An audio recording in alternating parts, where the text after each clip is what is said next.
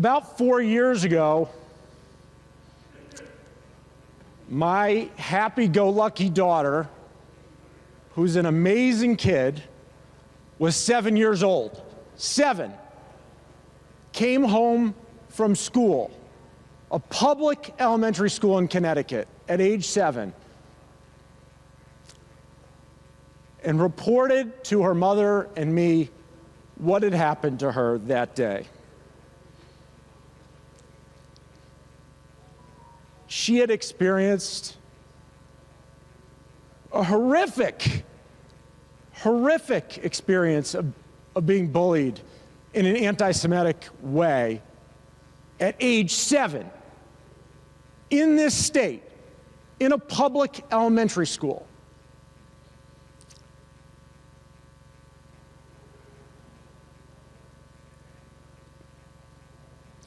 Her mother and I decided to speak up on behalf of this 7-year-old that we love at the time. And we contacted the school, and over time, the issue was resolved. But the school's first reaction was to remove my daughter from the classroom. That was the first reaction. We're so sorry this happened, Dad. Let's take her out of the class. We said, wait a second. What message are we going to send to a 7-year-old who has just been victimized by an anti-Semitic bully? That you, 7-year-old child, should be removed from a class? Not the bully's going to be removed. You, the victim of the anti-Semitic bullying, is going to be removed. So we went round and round. The issue was resolved. And I'm grateful for the many, many thoughtful people in the school system who cared about my daughter and me. And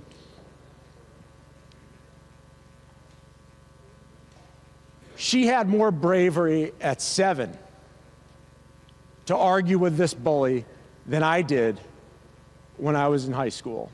And she's doing great.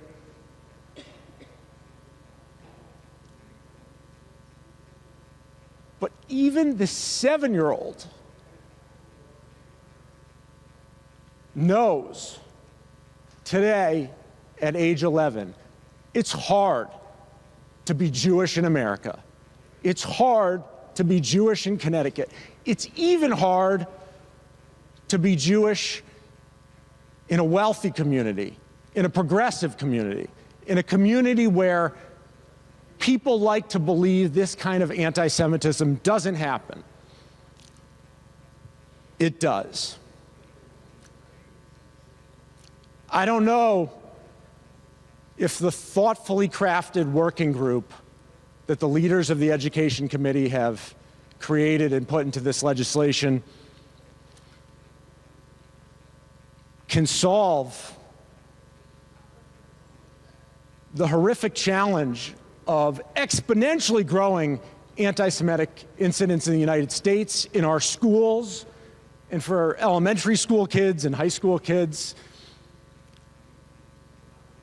But I think this legislature owes it to our state to put together a group of thoughtful people, some of whom represent my community, which has been resilient for hundreds, if not thousands of years, in having to experience things like this and many things far, far worse than what I've described.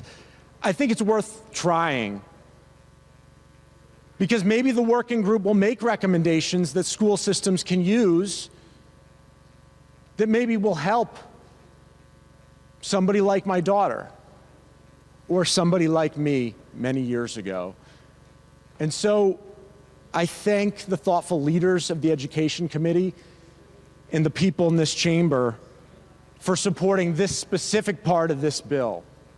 We can't solve a problem if we're not even willing to have a working group that includes experts. Maybe you don't agree with every person that gets appointed to the working group. Maybe you don't agree with every organization they may be connected to.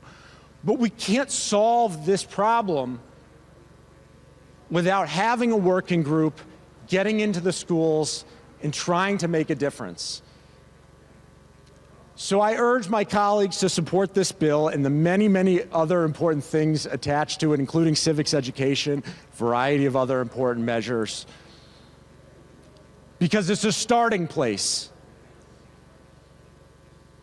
And it's better than being silent. It's better than doing nothing. It's hard to be Jewish in Connecticut and in America, but it doesn't have to be this hard. Not for elementary school kids, not for high school kids, not for anyone. Thank you, Madam Speaker. Thank you, Representative.